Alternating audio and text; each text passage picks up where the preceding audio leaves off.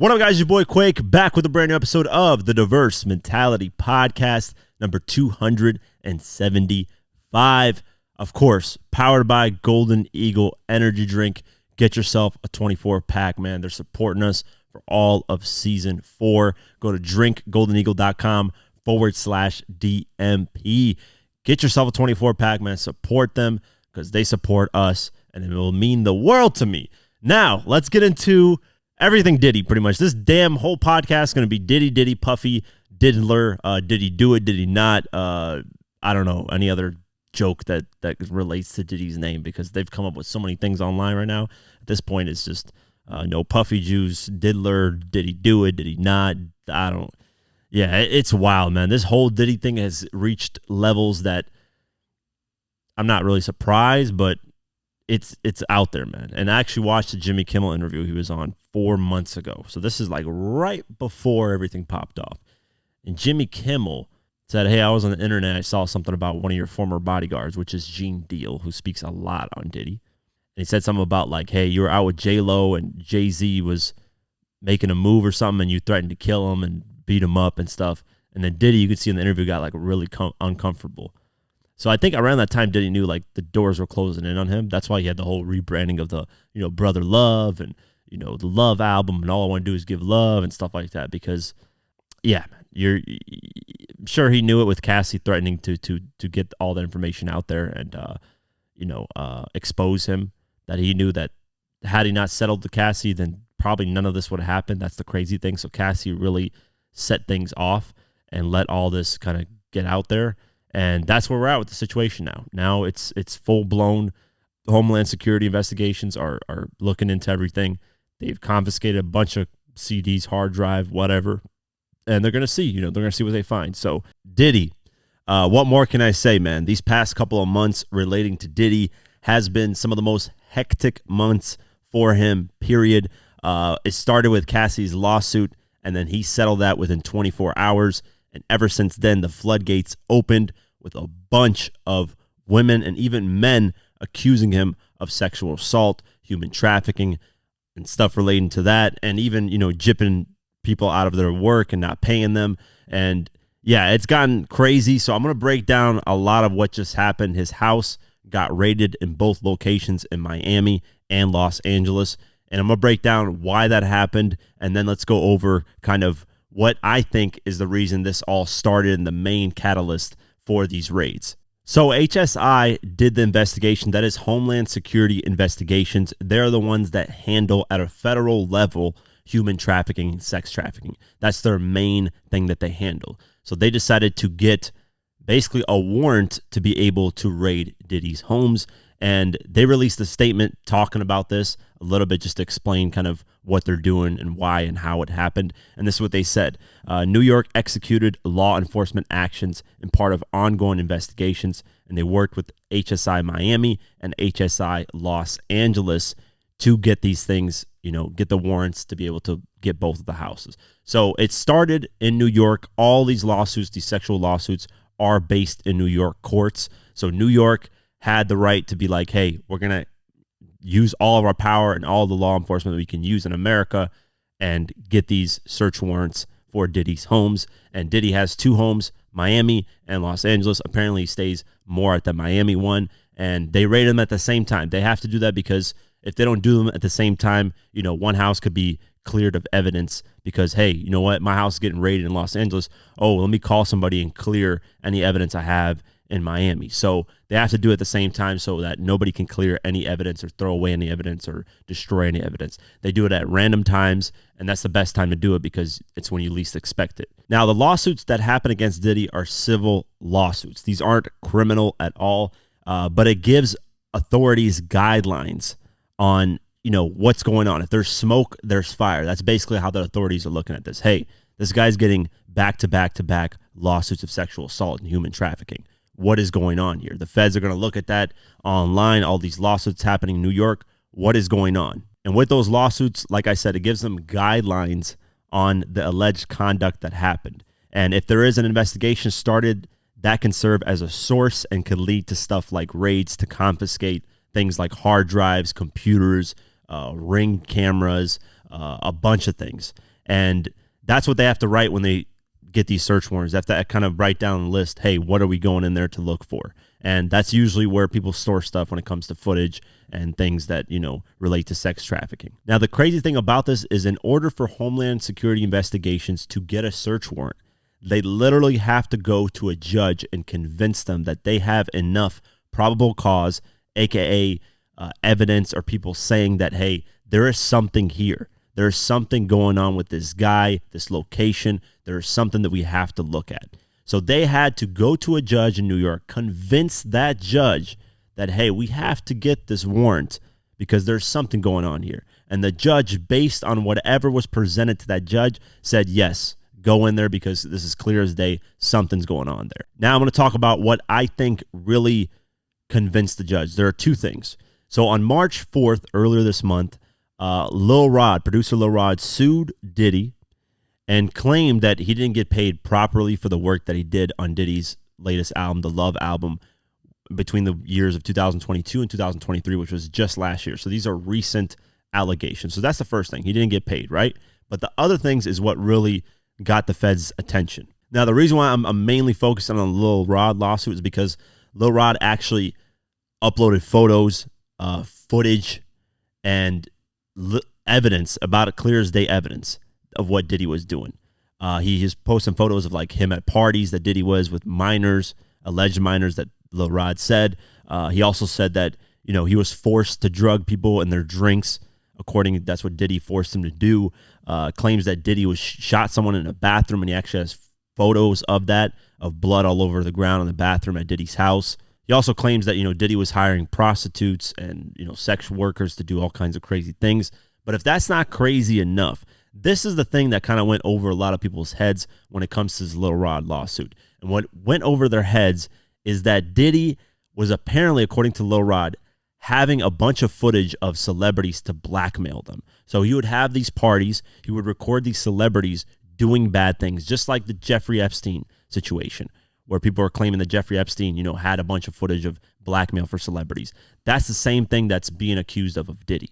That, hey, he had recorded a bunch of these things about celebrities, and that's why he could get away with all the things that he could get away with, because he would use that as blackmail towards other celebrities. That's what Lil Rod claimed, and that is probably the biggest thing out of this, because that's going to involve so many people if the feds actually, raided the house and find evidence of a bunch of celebrities. Let's just say, I don't know, just throw random names out there, Jay-Z, Beyonce, whoever, Rihanna, all these people that go, LeBron James that I saw at a recent, not a recent, but quite a while ago, he's at a Diddy party. A lot of people that attended the Diddy parties, right? This footage, if he has a bunch of footage of these people, all hell's going to break loose.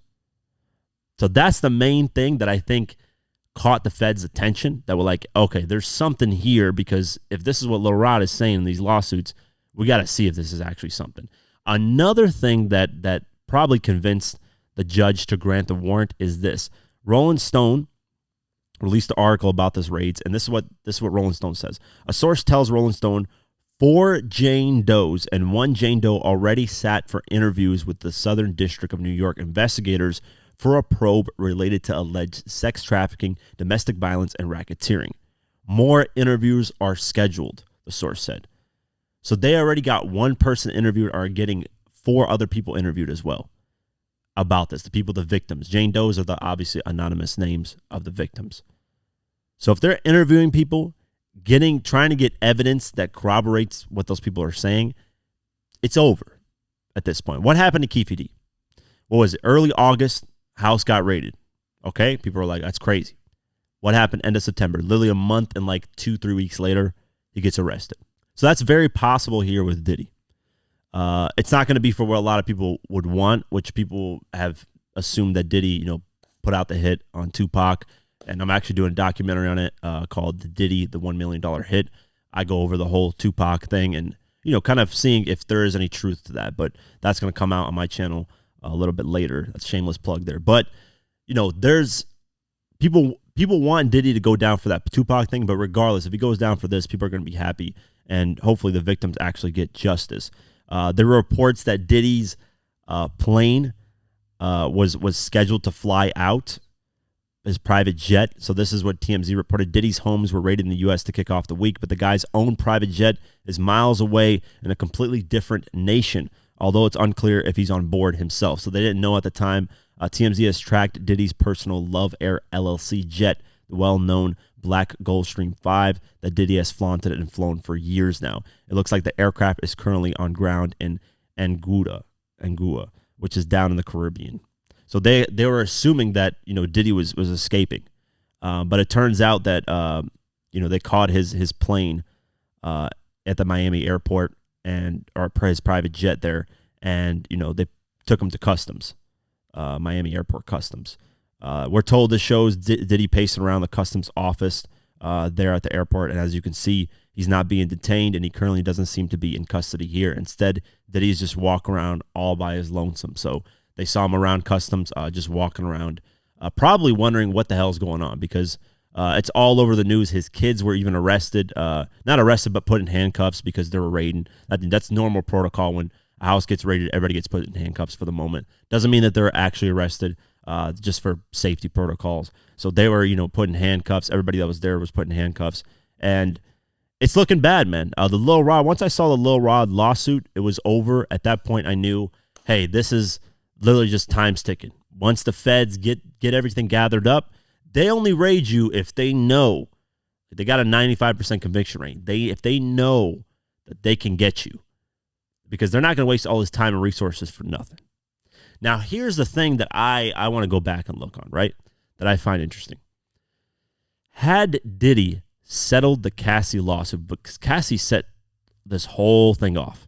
When Cassie sued Diddy publicly, Diddy settled within 24 hours, because I'm sure Cassie has a lot of evidence. That was Diddy's girlfriend at the time when all this stuff was happening. So she's probably got evidence out the wazoo. I'm talking like insane evidence.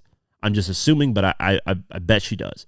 Had Diddy settled Cassie's lawsuit way before it went public, because there were reports that Cassie and Diddy were in talks about, Cassie wanted to, basically was blackmailing him and said, hey, I'm going to reveal all this stuff about you if you don't pay me. Well, Diddy said, I'm going to call your bluff and I don't care. I'm not going to pay you. Well, she came out in the public, boom, and that was a wrong move on Diddy's end. I would have just paid her whatever she asked for, settled it under without nobody noticing, and none of these other lawsuits would have came. None of them would have came. So I'm sure he regrets that wholeheartedly. Had that never happened, probably would never have these lawsuits going on, because that gave other people confidence to be like, hey, if Cassie can get a settlement, if Cassie can sue and stand up, then we can too. The whole Me Too movement. There you go. So that I'm sure Diddy is regretting wholeheartedly. And 50 Cent called it out long time ago. He said, listen, settling with Cassie is going to open the floodgates. And that's exactly what happened.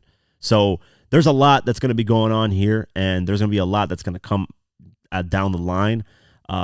It's not looking good, man, to say the least. 50, of course, he's going to have his comments. He said, now it's not Diddy do it, it's Diddy done, meaning he's finished. They don't come like that unless they got a case. Exactly. That's facts. He continued it, trolling Diddy, talking about the private jet where they tracked it. He said, oh, shit, this is a movie. I told y'all, but no, y'all didn't listen. He was right, man. If you guys don't know, Reggie Wright Jr. Spoke on this Diddy thing and actually predicted the raid. And he said, these type of people who do these type of crimes, they usually keep the evidence. They just have this psychopath thing about them where they just keep the evidence and they keep it in storage for themselves. It's something that, I don't know. A lot of murderers, you ever notice when somebody kills, a serial killer does all this killings, they'll have the evidence of the stuff there still, and people be like, why didn't you get rid of it in the ocean? Why didn't you, get rid of the gun, blah, blah, blah. These people keep this stuff because they're just crazy and psychos. So I wouldn't be surprised if they raided Diddy's homes and actually found something. That's going to be when they come out and say, hey, we found something. It's going to be crazy, because they're going to take that evidence that they got, whatever they found at the house, present it to prosecutors, and if prosecutors say, hey, we got enough here to convict this guy, it's over. It's over. They're going to find Diddy, arrest him, and boom, there goes the, whatever's going to happen. There are charges. The charges that are going to stem from this is 25 years per charge of human trafficking, sex trafficking.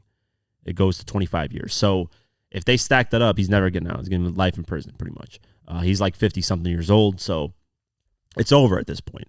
So we'll see. We'll see what evidence they have, what they're going to present to prosecutors, and we'll keep our eye posted. But let me know what you guys think. Did he do it or did he not? I think it's ironic that this happened during Biggie's anniversary of Ready to Die, that album. Literally, the day of the anniversary it happened.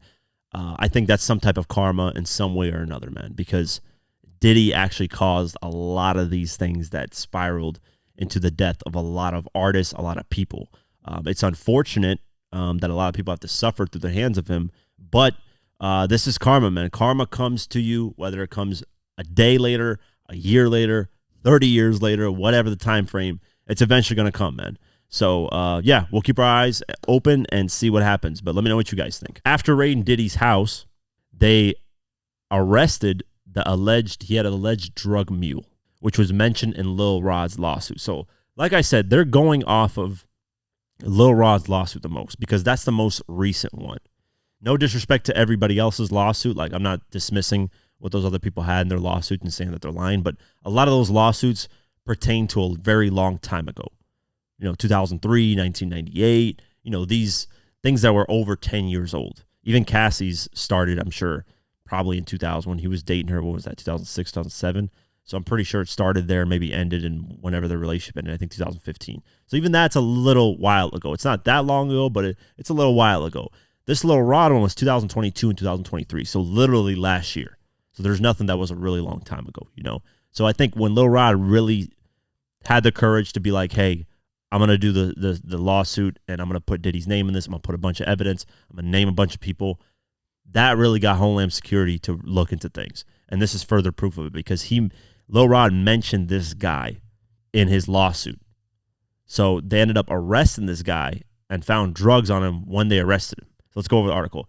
Diddy's alleged drug mule has been arrested at a Miami area airport for possession of marijuana and cocaine, just as a federal investigation into the alleged dealings of the embattled bad boy moguls picking up steam. Rolling Stone reported that Brendan Paul was taken into custody at 4:30 p.m. Eastern on Monday, March 25th. Paul was picked up at the Opa Loca Airport by the Miami-Dade police, who were working in cooperation with the Department of Homeland Security, according to an affidavit. A family member of Paul's confirmed to the outlet that he had been arrested. It is unclear whether the arrest has any relation to Diddy. I mean, you can say that, but come on.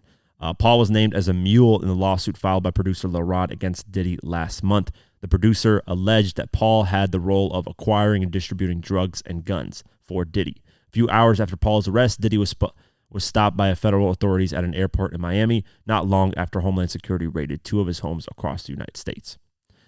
That, I don't know if that's accurate because there's a photo that actually came out with them at the airport, and you can see Diddy with the guy that got arrested, with Homeland Security being there and everything. So I don't know how accurate that is because they were together when the guy got arrested. This is just going to take more, here's the thing, what they're going to do is they're going to arrest a lot of people, or they're going to interview a lot of people surrounding Diddy. And there's going to be some people that fold and just straight up tell because they don't want to serve time. They care less about Diddy. They give two fucks about Diddy, and they're like, this guy might end up snitching and just telling, hey, this is what happened, this is what we did. And if he does that, now you have another person with a lot of evidence. I'm sure he's got evidence. There's no way he was just giving Diddy all this stuff and not, recording or doing something with it to cover his ass if something happens, because at least somebody's smart. If I was in that situation where I was distributing guns and drugs for Diddy, at a certain point in my mind, I would be like, you know what? Possibly we could go down for this.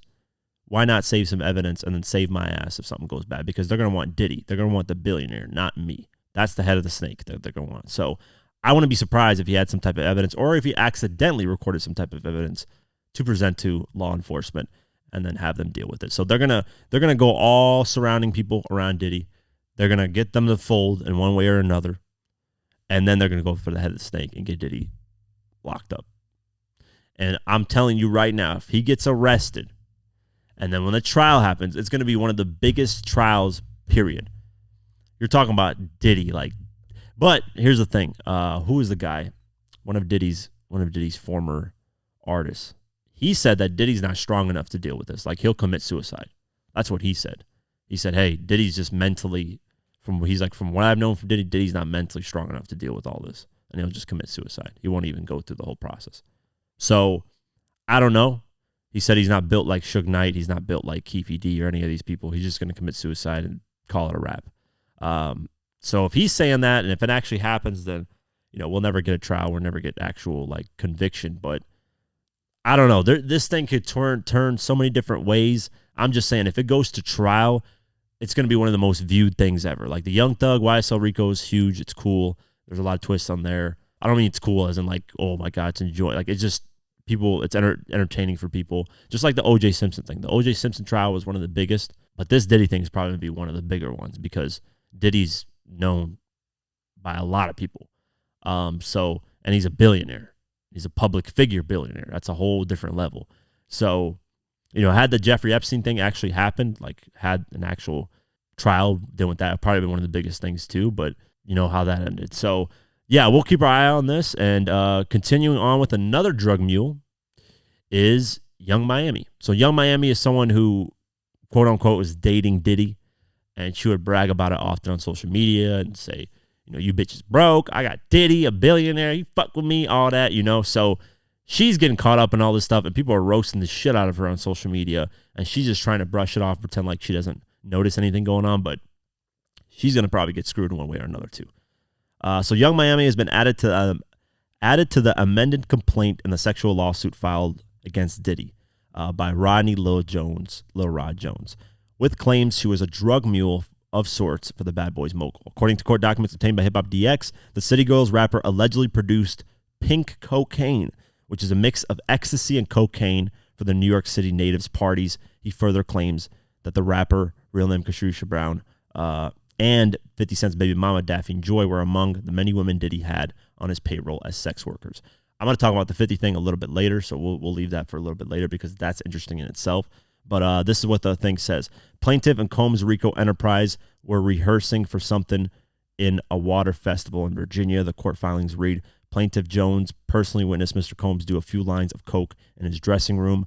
Defendant Sean Combs wanted Tucky, but Brendan fought it. Tusi? I don't know what that was. Wanted Tusi, but Brendan fought it. So defendant Christian Coran called Young Miami, who then brought it on a private jet from Miami. Defendant Sean Combs bragged about having several women on a monthly strip end. According to plaintiff Jones, the women received these payments are Carisha Ramika Brown Lee, a.k.a. Young Miami, Jade Ramey, a.k.a. Jade, and Daphne Joy Conventus Navarez, a.k.a. Daphne Joy, who were paid the monthly fee to work as Mr. Combs' sex workers. He basically had a bunch of prostitutes around him and was just paying them monthly to be there. And there's no surprise. Like, I don't know why. Here's what I want women mainly to understand, and even men, mainly women though.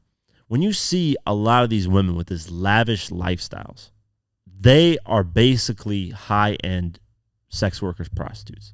That's basically all it is. Because no man is just going to bring a woman from a random life that doesn't have much, bring her on with him and have her enjoy all these lavish lifestyle things without getting something out of it. And they're not really in a relationship. He's just getting sex from her, and she's getting a lifestyle she wants. That's really all it is. So don't, especially women, I don't want women to look at a lot of these women were looking at Young Miami and being like, wow, I wish I wish I could date a billionaire. She would brag about all the luxurious things she was doing, when really all she was doing is just, doing sex work for him and getting paid. That's all she was doing. That could be literally any attractive woman they wanted to. Right now, if you get an attractive woman, I mean attractive, she does sex work, she can get to that level easily. It's not nothing that's unattainable, but that's basically selling your soul at that point. No matter what, no matter even if you find the guy attractive or not, you're willing to give up, things that should be intimate for, material things. So there's no surprise here with this, at least on my end. I mean, this is how most of music industry Hollywood works. That's really what it is. I mean, how many people actually are married in Hollywood for years and never get divorced and actually successfully, stay married? It's very slim. Majority of them end up breaking up because either the man ends up with a bunch of women, decides to just be with sex workers all day, or the woman decides to cheat and be with a bunch of other rich men. So, that's the thing about Hollywood, guys. There should be no surprise here. The funny thing is the pink cocaine. It just fits Diddy's image of what he's been accused of. It fits it perfectly with the pink cocaine. I can just imagine it right now. Why would he want specifically pink cocaine? It's something hilarious, man. So that was funny, and that's another drug mule that they're probably going to have their eyes on. And she's probably going to get in trouble for a lot of the stuff that she probably had a role in. So a lot of this stuff is alleged, by the way. So I don't want people to be like, hey, he did this, he did this. Like, there's a lot of smoke right now. We still haven't seen the fire 100%. We've seen little things here and there. But until we see like legit, like I want to see, I don't know what I want to see, honestly. I actually don't want to see it with my eyes. But, like the R. Kelly tapes where like it was pretty clear that he was urinating on a girl. Like that tells you right there, okay, this is it. This is what this guy did. I'm surprised he got away with that shit like back then, but now look where he's at. So eventually caught up to him, which is sad because I should have caught up to him back then. But this is my point: is I want something that solid of evidence. Like if they got something that solid of evidence, then yeah. But right now it's like 99% there. Like we're almost pretty much there at this point. It just depends on what happens. But TMZ released footage of Diddy's house getting completely trashed. I mean, the whole place was ran through with a bunch of items, ransacked. And that's what the FBI and Homeland Securities do when it comes to raiding. This is the exact same thing they did to Michael Jackson. They raided his Neverland Ranch in hopes to find anything relating to children that was inappropriate. And they raided the hell out of his house. This is Neverland. This is a huge property, by the way, way bigger than Diddy's. Diddy's is huge, but Neverland Ranch is next level. And found not a single shred of evidence that Michael Jackson did anything wrong relating to children. And Michael Jackson, I remember he said in an interview that he doesn't want to sleep there anymore. He doesn't want to sleep anymore there. He's just going to use it as a Neverland Ranch, and that's it. Like as a ranch to have amusement parks, and that's it. He said, I'm not living there anymore. I'm not sleeping anymore. He's like, after they raided it, it just doesn't feel like home. And I can see why, because if you look at this Diddy clips, like everything is just scattered everywhere. They went through everything, and they don't fix it. They don't have their house cleaners that come by and say, oh, we just raided your home. Yeah, we'll put it back to normal. Nope. That's how the house is going to be ransacked and destroyed, and you got to fix everything back up to normal. So that doesn't feel like a home anymore. At least to me, it wouldn't. And mind you, they did this to both Diddy's homes, the Miami and Los Angeles ones. So, yeah, continuing on, Diddy's lawyers release a statement, as they should, because there's a lot of heat on Diddy right now. So let's go over the article. Diddy feels that this week's cross-country raids on his multiple homes were a gross overuse of force. In a statement provided to Hip Hop DX by the music mogul's attorney, Aaron Dyer, his camp spoke out against the investigation by federal agents, while also clarifying that neither Diddy nor any of his family members were arrested. That's true, by the way. Yesterday there was a gross overuse of military-level force as search warrants were executed at Mr. Combs' residence, the statement reads. There is no excuse for excessive show of force and hostility exhibited by authorities or the way his children and employees were treated. Mr. Combs was never detained, but spoke to and cooperated with authorities. Despite media speculation, neither Mr. Combs nor any of his family members have been arrested, nor has their ability to travel been restricted in any way. This unprecedented ambush, paired with the advanced coordinated media presence, leads to a premature rush to the judgment of Mr. Combs and is nothing more than a witch hunt based on meritless accusations made in civil lawsuits. There has been no finding of criminal or civil liability with any of these allegations. Mr. Combs is innocent and will continue to fight every single day to clear his name. So, this is lawyers doing their lawyer talk. This is what they get paid the big bucks for. But they're right about this stuff. I think a lot of stuff online is misinformation. That misinformation about Diddy getting on a private jet and trying to escape and go, that never happened. They thought at a certain point, because his jet was going to a whole different area outside the U.S., but he was never on that jet. That was just probably protocol of maybe he had some travel that he wanted to do outside and just happened to be at the moment that he got raided. Him escaping would have been like, he would have escaped. Like the second he would have heard of the raiding, he would have been out of there, man. And the chances of them, kind of catching him would have been a little bit more slim, especially if he went to a different area. But yeah, he hasn't, there's nothing, he hasn't escaped or tried to escape. That was misinformation that was spread all over social media that I was seeing. And there's a lot of misinformation. And there's AI images of him, mugshots that have been taken. He's never been arrested. That's not true. He hasn't been put in handcuffs at all. Never been arrested, nothing. They just question him. That's it. Because they don't have any solid evidence right now. Very, very solid evidence. They might actually have evidence, but they're stacking it all up so that because Diddy's a billionaire, you can hire some of the best lawyers, period, to defend you. So they want to make sure, the prosecutors want to make sure they got some of the best stacked evidence against them that they can get, and then proceed with everything. Because if they don't, Diddy can get out of the situation and become a free man. Yeah, his lawyers are doing the right thing in defending him and, releasing statements. Continuing on, Lil Rod expanded on his lawsuit and added Cuba Gooding Jr., the actor, to his lawsuit. So this is interesting because Cuba Gooding Jr. has dealt with a lot of different lawsuits relating to sexual assault and stuff like that. So Diddy's accuser, Lil Rod, has amended his sexual assault lawsuit to include Cuba Gooding Jr. in the paperwork, claiming that he was part of the Bad Boy Mogul's trafficking ring. According to court documents filed on Tuesday, March 26th, and obtained by Hip Hop DX, the producer alleged that he feared that Combs attempted to groom him to pass him off to his friends. The fear that the producer felt became a reality, he alleged, when Diddy introduced Lil Rod to Gooding when they were all on Diddy's yacht. The complaint claimed that Jerry Maguire, actor, began touching, groping, and fondling Mr. Jones' legs, upper inner thighs, near his groin, the small of his back, that makes no sense, near his buttocks and his shoulders. He rejected his advances, and Mr. Gooding Jr. did not stop until Mr. Jones forcibly pushed him away. The complaint continued, while including what Lil Rod said was a screenshot of the alleged encounter. Damn. Let me see this. Ooh. Yeah, he's got photos, bro. He's literally got photos. What the fuck? Yeah, Lil Rod, that's why they did this. Just look at the photo. It looks weird, bro. Oh my. I'm just right now for the first time seeing this photo, by the way. Wow. Yeah, Lil Rod's got the best. Right now, he's provided some of the best evidence, man. Some of the best evidence. That is weird as hell, bro.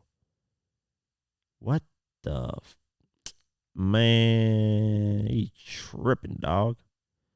Grown man get close to me like that and touch me like that, bro. I'm beating somebody's ass. Somebody getting their ass kicked. Somebody getting their ass kicked, man. Wow. Yeah. So look at that. Lil Rod just keeps adding to his lawsuit. I think Lil Rod's probably got the best. I think Cassie has the evidence. She just hasn't submitted it. She just threatened Diddy and got the settlement. But I don't know with the settlement, if that settlement is going to protect Diddy from Cassie's evidence. I don't know. But we'll see. I mean, Cassie responded to everything. Speaking of Cassie, she actually responded to everything that's going on and addressed everything that's going on. So Cassie has addressed Diddy's recent troubles with the law in a new statement released shortly after federal agents raided his homes in Miami and Los Angeles. In a statement issued by her attorney to Good Morning America on Monday, March 26th, the singer said that she is hopeful that her former partner will be brought to justice. This is what was released. She said this: "We will always support law enforcement when it seeks to prosecute those that have violated the law. Hopefully, this is the beginning of a process that will hold Mr. Combs responsible for his depraved conduct. But yeah, that's basically the simplest thing. And she's civil. She was the one that started everything off, man. The civil lawsuit for millions of dollars, settled within 24 hours. I think had Diddy not settled it, it potentially could have gone worse for him. But I think he settled because he was like, listen, if this is the only person that's going to do this lawsuit, which is dumb, because if you know what you've done wrong, then I don't know, man. It's just Diddy's gone a whole different. He's screwed. Let's just say that. There's too much shit going on at once for this guy to escape anything. And that's what they want going on. They want a bunch of things going on with Diddy so that he's going to be drained financially. His image is going to be destroyed. And then, boom, this is the best way to kind of get everybody against him. And rightfully so. If he did these things, fuck this guy. He's a piece of shit. Lock him up and throw away the key, because that's messed up, man. A lot of stuff that he's been accused of is just utterly ridiculous. Before we continue, I want to give a shout out to Golden Eagle for sponsoring this podcast. Yes, if it wasn't for Golden Eagle, this podcast wouldn't be possible. If you're looking for an energy drink that doesn't tear a hole in your pocket, Golden Eagle energy drink is the one you want to get. Golden Eagle has the smoothest taste with no aftertaste. You don't get acid reflux when you drink it, and you will save a lot of money. So check out Golden Eagle at drinkgoldeneagle.com/DMP. The link is in the description below. And how do you think this podcast would be possible without me having energy to do it? Come on, guys. You guys got to remember this. I need energy to do this stuff, man, because there's a lot of crazy topics. So look how smooth this thing sounds. Look at, oh my God, it's fresh. Look at that Golden Eagle. Look at the can. It's so beautiful too, man. Look at that. It's so fresh, man. So fresh. Golden Eagle energy drink. Go to the link description below. That's drinkgoldeneagle.com/DMP. Let's continue the episode. Continuing on, here's what I mean by financially drain Diddy. Reportedly, Diddy has sold all of his stake in Revolt TV. So he no longer has any affiliation with Revolt TV. And we saw that coming from a mile away. I mean, 50 said it himself. He was like, listen, all these advertisers are going to leave. Sell me Revolt TV, Diddy. Like, sell it to me. I'll take it over. I doubt Diddy gave a shit about what 50 said because 50's just on his neck forever. So I doubt Diddy would actually sell it to him. But this is what the article said. Diddy has reportedly sold off all his shares of Revolt, the company he founded, to an anonymous bidder. That's the claim being made by TMZ as of Tuesday, March 26th. The outlet reports that Diddy's stake in the company was bought by a completely new person, meaning that the embattled bad boy mogul has no further ties to the company he founded in 2013. The outlet further confirms that the company is still black-owned, but the details about the new buyer has not yet been released. The owner will, however, be making a formal introduction per the outlet in the coming weeks. I wonder who bought it, man. I wonder who, had any, like, how much money, first off. I mean, I'm about to see if I can Google this. How much is Revolt TV worth? I don't know. It says it makes $22 million in revenue per year. Which I don't know how accurate that is, but I just say it's worth $100 million. I just say that. Sells it. I don't know how much he owns in shares because I don't think he was like a full 100% owner of the company. Usually at that level, you own certain percentages. So I just say you made $40 million off it. I'm just going to throw that random number. $40 million. Somebody bought his stake, $40 million. Yeah, there's a lot of people that are going to have that kind of money. I know Cameron and Mace were talking about, going to business with Diddy a while ago in terms of buying the Revolt TV thing, but I can only see like really, really high level, like Shaq that wanted to buy BT and that never happened. Shaq, Jay-Z potentially buying it because it's black owned. It has to be a black person that bought it. I don't know. Oprah, Rihanna. I don't know. Somebody who, at that level that could afford to spend all that money, no problem. Could be it says one person bought it, so it has to be somebody that's got Tyler Perry potentially. So I don't know, but we'll keep our eye on that. But that's what I mean. They're going to start draining him financially. They're going to force him to sell off a lot of things so that he can, because he has to stay afloat when it comes to these lawsuits. He's got like multiple lawsuits. I'm sure he settled with Cassie. I don't know how much money he settled with her. Let's just say $20 million. Now you're dealing with a bunch of these other lawsuits that wanted money. Then you're going to have to deal with defending yourself throughout all these years. And then if you actually get locked up with a lot of this stuff, face a lot of time, you're going to have to defend yourself there. So it's going to drain him a lot financially. And a lot of people are going to stop messing with him in terms of corporate advertisers. So he's not going to be really making a lot more new money. Maybe the stuff that he owns in terms of masters when it comes to music and anything else relating to that, he'll still have income coming in. But other than that, like, it's not to say that he's going to be broke. Like Diddy reached billionaire status. It's really hard to go from a billionaire to broke. Like, it's very, very hard. Because I don't think people understand how much $1 billion is. Sometimes people it goes over people's heads. $1 billion is a lot. Not saying that he has $1 billion as a bank account, but he's worth that if you were to sell everything off. So, Revolt probably plays a big role in that. So, yeah, we'll keep our eye on this, but I'm sure more of this is going to happen as time goes on. Continuing on, more stories about Diddy are coming out. Per usual, everyone's going to tell their side of the story, what they're experiencing. And I don't know how to pronounce this guy's name. I apologize. He's been a journalist for a while. He did that infamous R. Kelly interview where R. Kelly said, where he asked him how young is too young, and he said, how old are we talking? The weirdest response ever from R. Kelly. But his name is Toure. Toure, I don't know.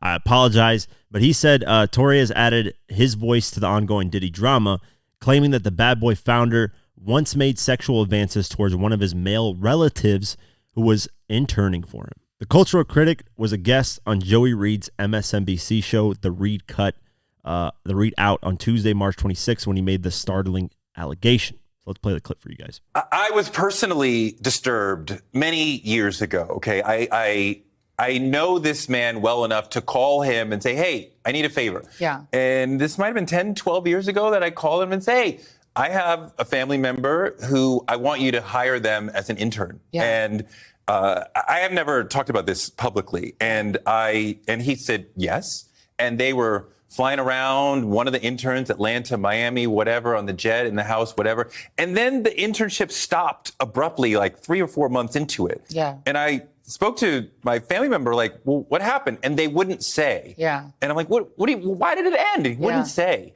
And years later, they finally came out, and this a male, and said that Puff had said, come home, stay the night with me, or the internship is over.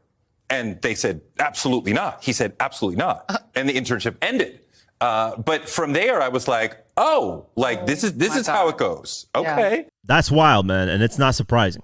It is not surprising. So, he has this friend, or basically relative, that's a male, wanted an intern for Diddy. Diddy said, cool. 3-4 months into it, Diddy invited him to his house, said, stay the night with me. Said, no, that's uncomfortable. Boom, internship ended. Come on, man. Like, there's going to be more and more and more stories coming out as the months go on. There's going to be a lot more stuff. A lot more evidence potentially is going to come out. Everything is crumbling down. It's really that simple, man. There's nothing more to talk about really on this situation. Everything's crumbling down for the diddler, a.k.a. no Diddy, a.k.a. no Puffy Juice. But yeah, it's over, man. So we'll keep our eye out on a lot of this Diddy stuff. Intertwines with a lot of people, even 50. He's mentioned his own things with it. So, and people wonder why 50's been on Diddy's neck for all these years. Well, a lot of this stuff makes sense as to why. So we'll keep our eye out, man. And I'm sure in the next podcast, there's going to be even more information that comes out. So 50 Cent, man, this is all I got to say. 50 Cent is on Diddy's neck and hasn't stopped. And rightfully so. There's a lot of history between 50 and Diddy, and that's something I'm going to explore in my Diddy versus 50 Cent documentary, What Really Happened. I'll break down how it all started to where it's at now. Now, there's been some new details, though, that have been released that kind of make more sense as to why 50's got his foot on Diddy's neck, because this gets a little more personal. This is something that, you're going to turn a little bit more, aggressive and diabolical towards someone when you find these things out. And that's exactly why I'm sure 50 knew about this years ago, and now we're just finding out in the public. 50's always looked at Diddy with a side eye and kind of looked at him like, okay, something weird is going on with him. Something weird is over there at the parties that he has. And he's nailed it, because now we're getting a bunch of information that Diddy's been doing all these crazy things with a lot of people. And 50's deciding to expose all that, or he wants to. So what am I talking about? Let's get into everything that's going on. So Lil Rod, the producer that ended up suing Diddy earlier this month of March, I believe, like I said, and it's been proven over and over as the days gone on, I believe that's the lawsuit that got the feds interested in Diddy, because it's the most recent lawsuit in terms of timeline. The lawsuit's related in 2022 and 2023. A lot of the other lawsuits are a lot older, in 2010s, 2003s, 2001s, some in the 90s. So, that's a lot of time that went on. But now this recent one with Lil Rod makes a lot more sense, because it's more recent and he has actual evidence to prove what's going on. So he decided to add more to his lawsuit. He actually added Cuba Gooding Jr. to the lawsuit. And with that, he also added Diddy's quote-unquote girlfriend at the time, and I don't know if she's still dating him, that Young Miami, that she had a role in being a drug mule for Diddy and distributing cocaine for him at parties and stuff. And actually, it's pink cocaine is what they called it. His other drug mule by the name of Brendan Paul was taken into custody while Diddy was at the airport. So he got arrested. He got found with marijuana and cocaine on him. But Young Miami now is getting named as a drug mule. But the crazy thing in it is it's being revealed that she's been hired as a sex worker as well. And that's the reason why she's around Diddy for the most part. But there are other two women that were named in it. And one of them was 50 Cent's ex-baby mama. Yes, 50 Cent has a kid with her, and they've had a kid for a while now. The kid's a little bit more older now. He's like 11, 12 years old. And she ended up dating Diddy at one point after having a kid with 50. And 50's always kind of turned a side eye to her because of that and always clowned her for it.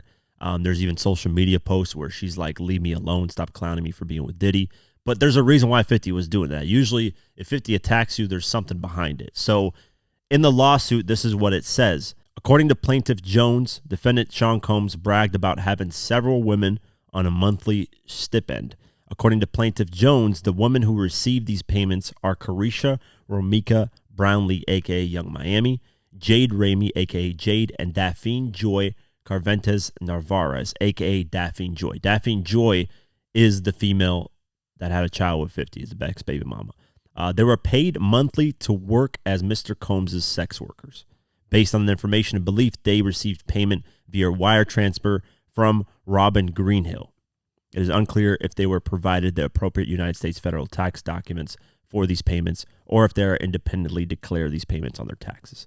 That opens a whole case of why 50's kind of going at Diddy. Obviously, 50's had issues with Diddy going on all the way from 2005, dealing with Mace. 50 tried to sign Mace. That's kind of the start of it. And then it ended up where Diddy kind of raised the price on him and didn't want to release Mace to him to sign him to G-Unit Records. That's really where the start of it is. I'll break it down in the documentary that I'm doing. But this is a huge, huge thing because now it's deeper. Now 50's son is involved with potentially being harmed at Diddy whenever he spent time with Diddy because Daphne Joy was dating him. So the son, they're sharing custody. So her being with Diddy, the son potentially, I'm not saying that this is this happened, but there's a possibility he could have been exposed to things that a kid shouldn't be exposed to. We all know the Usher stories of Usher saying he got exposed to things that were a little weird when it comes to Diddy. So with that, 50 reacted to all of it, and this is what 50 had to say. He posted a photo of himself and said this: "I didn't know you was a sex worker, you little sex worker, LOL. Yo, this shit is a movie." He continued and said, "Hey, I'm an entertainer, and what you do for a living, baby, stop lying, you a little sex worker, LOL." And he posted the article of Daphne Joy and Young Miami getting revealed as sex workers for Diddy. So he's having fun with it, but I'm sure, deep down or behind the scenes, he's always, he's probably having an issue with it because now it's like even more clear as day. Back in 2013, he did get into an argument with Daphne Joy that ended up being a little domestic violence type of thing where he ended up destroying a lot of his property when they got into arguments. So maybe he found out at that time in 2013, but we don't know the full details of it. 50's always kind of clowned her, and this is one thing that he did relating to her where she responded and was really offended about. He posted a photo with his son and said in the caption, "Oh, that's your mommy over there with Puffy, LOL. Remember what I told you the other day? These bitches be crazy," shaking my head. And then she responded and said this: "Please stop doing this to me. I never bother you, and I'm an outstanding mother to our son. Can we please just focus on that, please?" That's her response at the time when 50 was kind of trolling her about the Diddy thing. But as this, with that coming out, it looks very, very weird on her end when it comes to dealing with Diddy and now all this stuff that's coming out about the parties and the crazy stuff he does, all the accusations Little Rod made. He also, like I said in my previous posts, that he also revealed that Diddy had a lot of blackmail on celebrities because he would have these parties and his house was basically tapped with cameras all over. So I'm sure he has some type of blackmail on a lot of these people.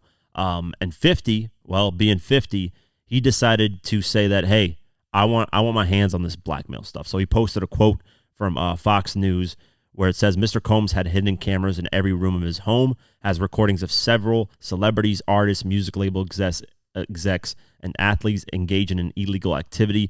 These individuals were recorded without their knowledge and consent. Mr. Combs possesses compromising footage of every person who has attended his freak-off parties and his house parties." That's what Lil Rod claimed in his lawsuit. 50 said this in his response to that: "Shaking my head, this is going to be so good. What you want to bet I'm going to get these tapes. I'll pay top dollar for them. If you've been over there, I don't go to Puffy's parties." So 50, this is kind of dangerous on 50's end if he actually tries to pursue this because this could lead to a lot of like, it's the Jeffrey Epstein type stuff. It can lead to a lot of different things, and it can cause a lot of different problems. But knowing 50 and how much he wants to destroy, I mean, he's even trolling Jay-Z right now. He's saying Jay-Z ain't picking up the phone. Jay-Z ain't picking up the phone. So 50's having his foot on his neck, on these people's necks when it comes to a lot of his music industry stuff. And in order to do that, you got to not have any dirt on yourself. So I'm sure 50's confident that, nothing would come out about him relating to this type of stuff, because he never attended these parties. I never saw him at those all-white parties Diddy hosted and those Rock Nation brunches and whatever.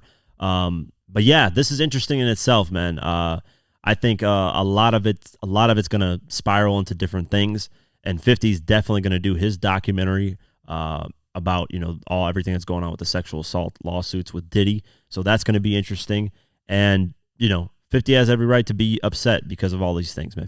Diddy's done him dirty in a lot of different ways. So I'm going to highlight that, like I said, in my Diddy versus 50, what really happened documentary. But let me know what you guys think, man. What do you guys think of the whole situation? I've kind of, all the stuff that's unraveling, it's kind of given new layers to a lot of these things. And 50, is 50, man. I don't think he doesn't care. He doesn't care what people are going to say, what they think of him. I think 50's just looking to expose a lot of people that he felt were dirty in the industry. So we'll see where this goes. Sorry for just talking about Diddy for the first 30 minutes, but that's been the main news when it comes to everything that's going on. Continuing on, Drake did what Drake does best. Kanye said this in his Drink Champs interview. He said, Drake, if he beefs with you, he's going to do it in a tactical, maniacal way. He's going to do it in a way where he's going to get everybody surrounding you, and he's going to make women turn on you, and he's going to make family members question whether they even like you, and then he's going to subliminally diss you and make you guess whether he's talking about you or not. That's Drake's way. It's a sneaky, snaky way, but hey, man, it gets some people talking and, wondering. So Drake did just that. So Rick Ross and Drake have been known to have a lot of music together, a lot of hits together. At one point, we're almost going to release a collab album together, but it looks like all that's going to go down the drain because Rick Ross unfollowed Drake on Instagram. And I know a lot of people, when I made the last video, when I made on the last podcast, I mentioned it. People were like, why do we care if Rick Ross unfollows or all these? Well, I mean, if you unfollow somebody, you probably don't fuck with them anymore. That's just kind of the reality of the situation, especially with these celebrities. If they unfollow each other, there's something going on there. So he unfollowed Drake. Was on an album with Metro Boomin and Future, who Drake is not cool with right now. At least we knew Drake wasn't cool with Metro Boomin, but now we know he's not cool with Future anymore either. So he was on that album, the We Don't Trust You album. Metro Boomin made it clear, hey, if you're on our side, you're on the album. If you're not on the album and you want to be on that side, stay on that side. That's where he drew the line in the middle, which I like. Hip hop is a competitive sport. There's literally a billboard that was put up by Spotify Rap Caviar. I said hip-hop is a competitive sport. Now, who put it up? We don't know. It could be Drake, could be J. Cole, could be Kendrick, could be just Spotify, just flaming the flames. Who knows? But Rick Ross unfollows Drake. Drake does what Drake does. He invites Rick Ross's ex to give her a VIP treatment at his concert. So let's go over the article. Drake and Rick Ross were once close friends and collaborators, but it appears that the rumored tension between the pair has gone up a notch. Rose's ex-girlfriend, Christina Mackey, became the latest pawn in their apparent rift as she was seemingly given the VIP treatment at one of Drizzy's recent stops on his It's All a Blur tour. Mackey, a personal trainer and singer, shared a photo of an OVO-branded envelope with her name on it containing tickets to Drake's concert in Sunrise, Florida this past weekend. Mackey, whose relationship with Rick Ross ended just weeks ago, also posted a video of her rocking out to his performance from a premium seat.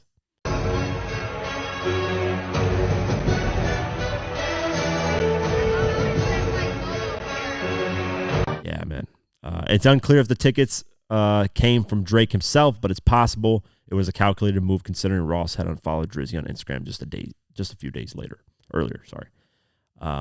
So, yeah, tensions are rising. Drake, the funny thing after this is Rick Ross decided just recently to post a video of him riding around listening to Kendrick Lamar's diss on Like That. Yep, he listens to the whole verse. He's bumping. He's loving it. So clear, he's making it clear as day he doesn't fuck with Drake anymore.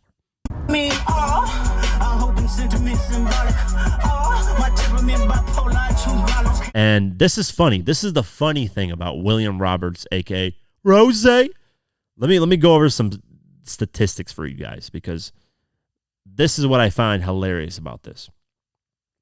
Rick Ross's career revolves around Drake, basically. Like, his top songs are with Drake. And I said this a while ago when I was comparing. I don't know what I was comparing at the time. But all of Rick Ross's biggest songs feature Drake or have Drake involved in them. And this is the stats for it. I'm on one. That's the DJ Khaled. I'm on one. Fuck it. I'm on one, which is a fire track, by the way, featuring Drake, Lil Wayne, and Rick Ross. Number 10 on the Billboard Hot 100. By the way, this is in a 19-year career for Rick Ross. 19-year career. This guy's never had a top 10 by himself. Even if it was featured with somebody, he'd never had that. He had to have Drake to do that. Money in the Grave, Put My Money in the Grave. That went number 7 on the Billboard Hot 100. And their biggest one, Lemon Pepper Freestyle, went number 3 on the Billboard Hot 100. And that's it. Rick Ross has never, ever had a top 10 in the Billboard Hot 100 ever. And everybody talks about this guy like he's one of the biggest rappers and the coolest. Nah, man. That just tells you right there. Drake was carrying this guy's career for a minute. Now that he's not cool with Drake, it's going to be interesting to see if Rick Ross has any relevance in music whatsoever. Unless he collaborates with Kendrick, and Kendrick kind of gives him a few bones here and there. Maybe it'll help him out. But I say that to say I'm happy. The reason why I'm happy is because there's competition. I wouldn't mind Rick Ross sending a diss track towards Drake. I wouldn't mind Drake responding to Kendrick and Future. I wouldn't mind J. Cole getting to Kendrick's thing. I wouldn't mind Future going at Drake, and all this stuff happening into one. Why not, man? Have some competition. These are some of the biggest in hip-hop besides William Roberts, a.k.a. Rick Ross. Some of the biggest that are right now relevant besides William Roberts, a.k.a. Rick Ross. They need to go, man. It's competition, bro. Let's just get it. Let's get it done. And, yeah, we'll keep our eye on this, man. And Drake recently posted on Instagram. This is what he said. And he just posted this while I'm recording this podcast, which is hilarious. He said this. Posted a photo of himself. On Instagram, he said, "They rather go to war with me than admit they are their worst enemy." Ha! So I don't know what the fuck that means, man. He's saying, hey, man, they're terrible in their own selves, but, you know, instead of, you know, worrying about themselves, they're worrying about me. So that's, you know, Drake turned it from trigger finger to Twitter fingers. That's basically what he's turned into. He used to be the guy that was battling, but now he's not even. He just posts social media posts. I just remember when Meek Mill was going through it, everybody's like, oh, you're on tour, you can record in the studio. Meek Mill was getting flamed for not responding. Drake, all this time is gone. How many days has it been since the song came out, man? It's been a whole week, basically, and nothing. So where's the excuses? People are going to say, oh, Drake needs to take his time. It took Nas 3-4 months to respond with Ether. Give it some time. But God forbid Meek Mill took 3-4 months or took a week. You guys were on Meek Mill's neck. That's not fair. So I think if an artist is on tour, there should be provided a pass. I think Meek Mill should have been provided a pass with, hey, he's on tour, he can't focus. Because you have to think about this. If you're in a battle with that high profile of an artist, you need to be able to focus and be able to deliver. Because that's hard to do, man. While you're on tour, you're dealing with a lot of different things. And just to get off tour and record, it's like a lot harder than, especially to do a calculated diss, it's a lot harder than just if you're at home and you get that, you know, diss at you. I think the worst times is to release a diss while you're making your album, because you need to be focused on the album. That's probably, unless you complete the album and then do the diss, which can be seen as a promotional stunt. But regardless, while you're making an album is probably the worst time, because you got to focus on the album. And then while you're on tour, it's probably one of the worst times, because you're not focused. Both those times, you're not really focused like on somebody else. You're focused on your own music, and then you're focused on your fans and audience and everybody that's making sure they get good shows.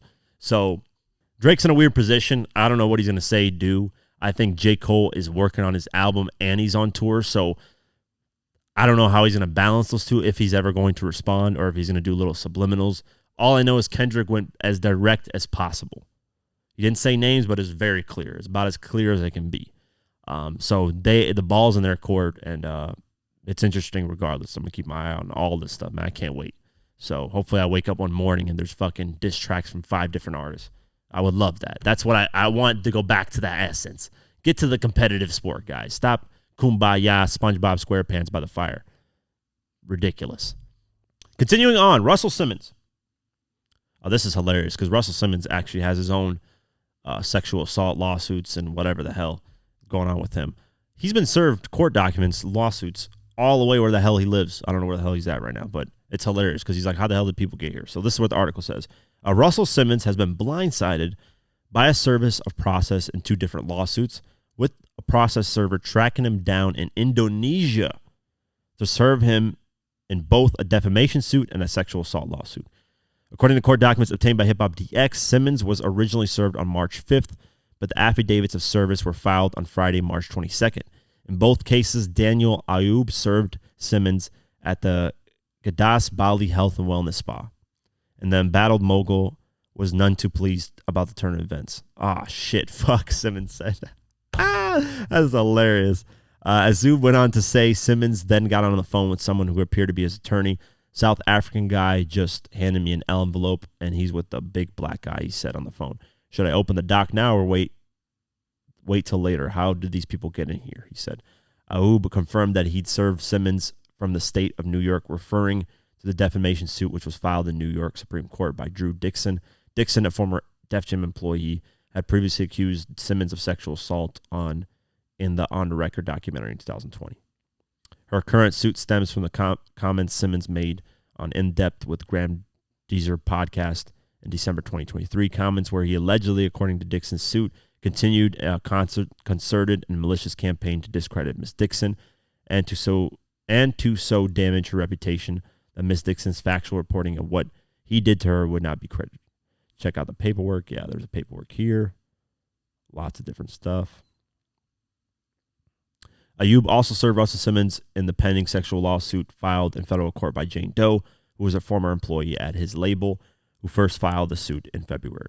Filed under Jane Doe in New York federal court, the lawsuit alleges false imprisonment, battery, emotional distress, and a violation of the state's gender-motivated violence law. The plaintiff claims that the Queens native invited her to his apartment for work, though he started wrestling with her in an attempt to appear playful soon after and then pinned her down on a bed aggressively. Ms. Doe repeatedly told Mr. Simmons to get off her, but he refused. Court documents state Mr. Simmons proceeded to rape her. Following that, the hip-hop businessman allegedly continued to torment his employee at the workplace despite others telling him to stop, ultimately forcing her to resign in 1997. Yeah. Let's not forget about Russell Simmons, guys. The guy dipped. He's in Indonesia and living there forever. I don't think he's ever going to come back to America, so it's going to be interesting if they can find ways to bring him back, which I don't think. I think Indonesia has strict laws on exportation and shit when it's relating to stuff like this. He got out before, all these things kind of caught up to him. But it's a shame, man. It's a shame. He should face the music. If he actually did the stuff. If he didn't do it, why would you run? If you didn't do it, you wouldn't run.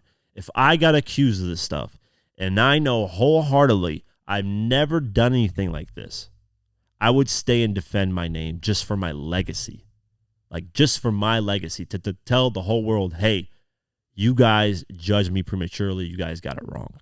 That's what I would do if I was an innocent person. But anybody who escapes, about as guilty as I can look, man. So we'll keep our eye on this, man. That's funny. He's like, oh, shit, fuck, when he arrived. He's like, how the hell does this guy get in here?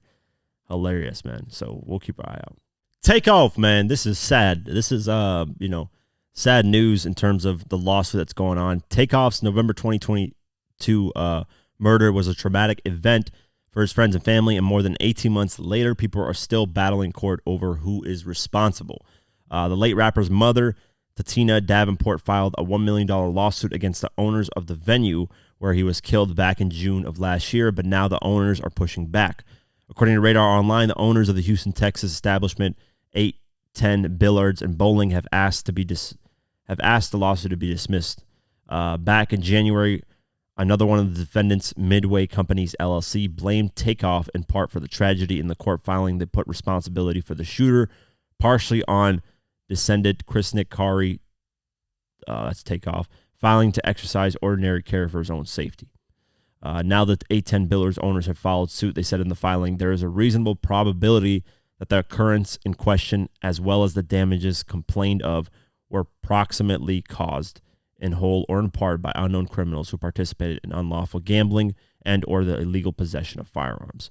Defendant is not liable to plaintiffs because plaintiffs' own acts or omissions proximately caused or contributed to plaintiff's injuries. Yeah, I mean, to be honest with you, man, they got a good point. I think suing the actual area, unless they were in there, it didn't look like they was in there based off the footage. It looked like they were outside the building. If they were in there and there's security, right, supposed to check them, and the security didn't do that, and the security let them to do, dice games and illegal activities, whatever, if that's illegal. I don't even know if dice games are illegal or not, whatever. That's what they're saying here. If they were in the building, the security let them do that, let them come in with firearms, then yes, that building is going to be liable. I have a best friend, actual close friend, that actually got shot and can't walk anymore. And his situation is he was in a hookah lounge, and the security guard there was playing around with the gun and put it on his shoulder and thought it was on safety and let off a bullet. Now that you can sue the actual building and place for, because that's your security, and they made the mistake of killing hurting somebody to the point where they almost died. Like that's on the building then, because hey, that's your security. You hired this person, they caused these problems. But to blame the building if they weren't in there, then you can't do that. Just because outside the building people were doing stuff, I mean, you can't really control what goes on outside the building. There could be anything happen outside the building. So I don't know. It looked like from the footage they were outside. They were like in a hall, not like a hallway, but like, where a bunch of buildings are around. It looks like a kind of, I don't know, cul-de-sac, I guess. I don't really know what the right word for that would be, but it looked like they were outside. They weren't inside a place. If they were inside a place, inside a club, inside a lounge, inside of a bowling alley like that, and they were doing that, different story. But I think they got a good case in terms of, hey, we can't be controlled. We can't be liable for stuff that happens outside of our building. And I think that's what the case that they're making here. So we'll keep our eye on this, man.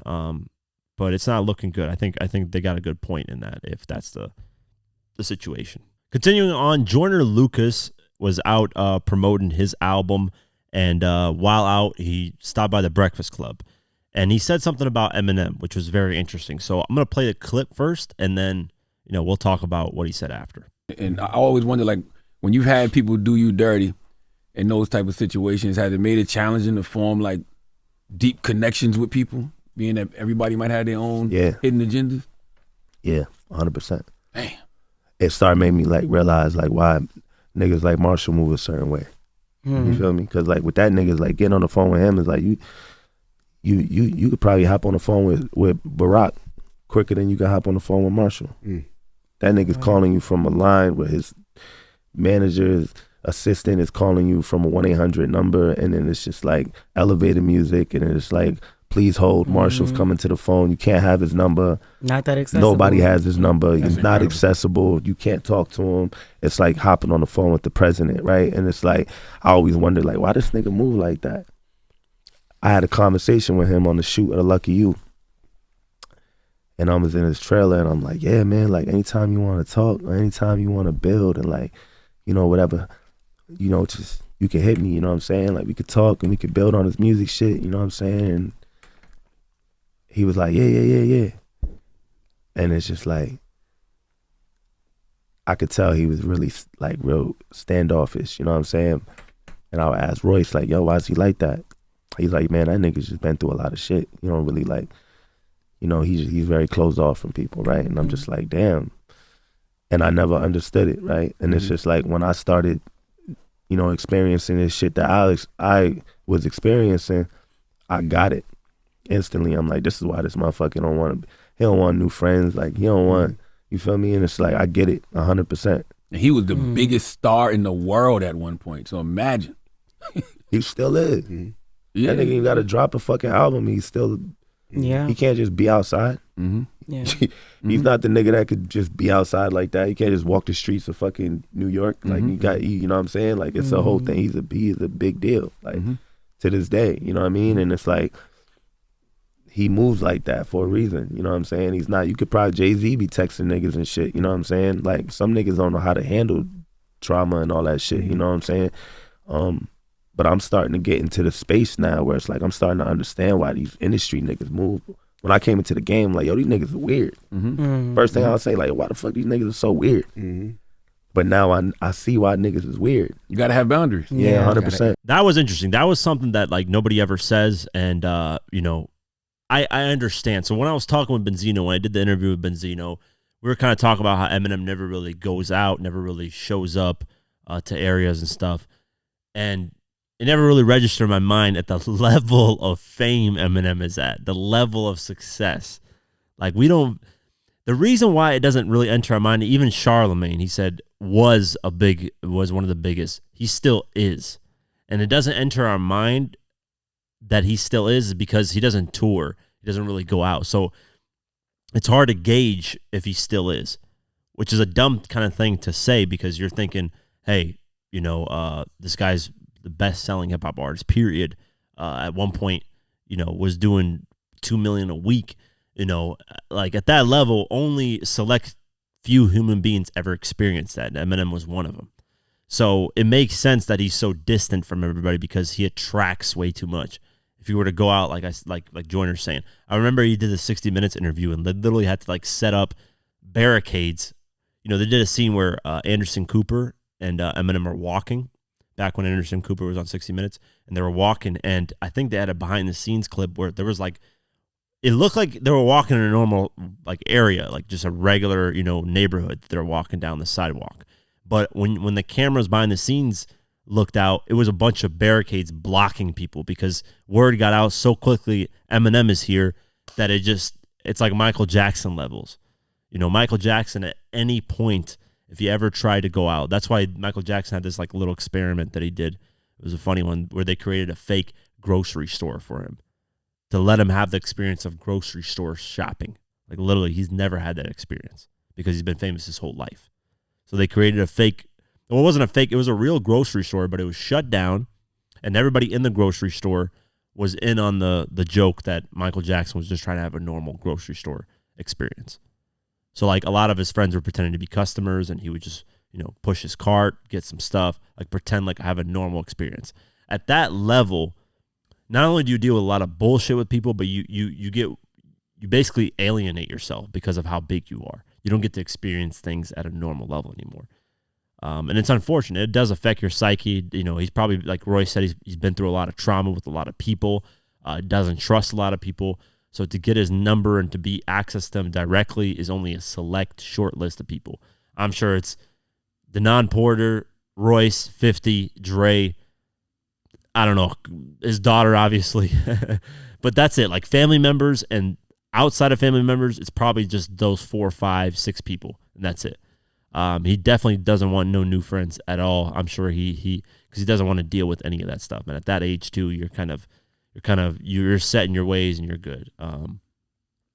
So it was interesting to mention Jay-Z, how Jay-Z texts people and stuff, but nah, Eminem, and I'm sure that's not even Jay-Z's real number. I'm sure that's like an extra number that he has, you know, hanging around that he just texts random people from. So, yeah, Eminem at that level, man, to experience that level of fame definitely will change somebody. I mean, it alienates you because you can't do normal things anymore. You know, so it's a blessing and a curse. You know, the blessing is you're literally the best and the biggest at what you're doing, but then, you know, that causes effects of you not being able to live such a normal life anymore. And that translates to your kids. Once your kids become older, and, you know, obviously Eminem has mentioned Haley a lot, so Haley's got her own level of fame that, you know, people recognize her, I'm pretty sure, in areas and say, oh my God, it's Eminem's daughter, you know. So, yeah, man, it was a really, really interesting perspective from Joyner Lucas, and I'm glad that he talked about that because that kind of just made me look at things differently, especially when me and Benzino were talking about how Eminem really isn't out there. It makes sense, man. At that level, like, you know, being out is going to cause a whole bunch of commotion. It's going to ruin any event more than it would help, you know, because what was it? Even Donald Trump, I think he was going to a UFC event as president, and he told, you know, the owner of UFC, Dana White, he's like, you don't want me coming to these events because they're the whole FBI and everybody that, you know, that protects the president, they're going to flip the whole area up and down. They're going to have to do their own security measures and stuff, and it's going to be a whole hassle. But at that type of level, like, it's going to cause a lot of commotion. It's going to cause a lot of problems. So shout out to Joyner Lucas, man, for kind of detailing that story, because a lot of people don't really think of it from that perspective or forget that Eminem is at that level, because of all the years he's taken off from like traveling and stuff and touring. So, yeah. Let's continue. Billboard Hot 100. It's scheduled to be updated tomorrow with different numbers, but we're going to be talking about this past week's list. And, it's looking like that Kendrick Like That track is going to be number one coming up here. So let's go over this Billboard Hot 100 list. Lose Control, Teddy Swims is at number 1. Beautiful Things, Benson Bone is at number 2. We Can't Be Friends, Ariana Grande is at number 3. Lovin' on Me, Jack Harlow, number 4. Carnival, Ye and Ty Dolla $ign, number 5. Texas Hold'em, Beyonce, number 6. I Remember Everything, Zach Bryan, number 7. Greedy, Take McRae, number 8. Enough, Miami, Cardi B, debuted at number 9. That's a good slot to debut at. Cruel Summer, Taylor Swift, number 10. Going down the list, SZA Snooze, number 14. Flo Milli, Never Lose Me, number 15. SZA Saturn, number 17. Act 2, Date at 8. 4 Bats featuring Drake, number 19. That went down. It went up quite a bit. At number 7, now it went down to number 19. Red Rum, 21 Savage, number 22. Get It Sexy, Sexy Red, which I don't understand why the fuck her music is even doing her thing, but that debuted at number 23. Yeah, Glow, Stomp a Little Pussy Up with Some Shell Toes. That's at number 35. It's going up, man. From number 41 to 35. She's getting a hit again. It's just climbing up there, man. Shout out to Glow for that fire record. Fiend, Travis Scott, number 47. Everybody, Nicki Minaj, number 51. Pradadum. Gunna and Offset debuted at number 54. JID Surround Sound, number 57. Yeet Breathe, number 64. You Broke My Heart, Drake, number 69. FTCU, Nicki Minaj, number 71. Let's Go, Key Glock, number 88. That's climbing up the charts slowly. Shout out to Key Glock, man. Independent, no label, doing his thing. He's climbing up, man. It's going very slow. Last week it was 89, now he's 88, but it's getting up there. 21 Savage, Nina, number 89. Like What, Cardi B Freestyle, number 91. And that's it for the Billboard Hot 100. And that's it for today's episode of the Diverse Mentality Podcast. As always, please support Golden Eagle Energy Drink. We're sponsored by them for all of Season 4. They've shown support to us. Please show support to them at drinkgoldeneagle.com/DMP. Get your 24-pack. I'd really appreciate it. It'd mean the world to me, guys. Please get it. And let me know, man. Give me feedback, what you guys think. Of course, Spotify, Deezer, Pocket Cast, YouTube, all that. Have an amazing night, day, whenever you listen to this, and peace.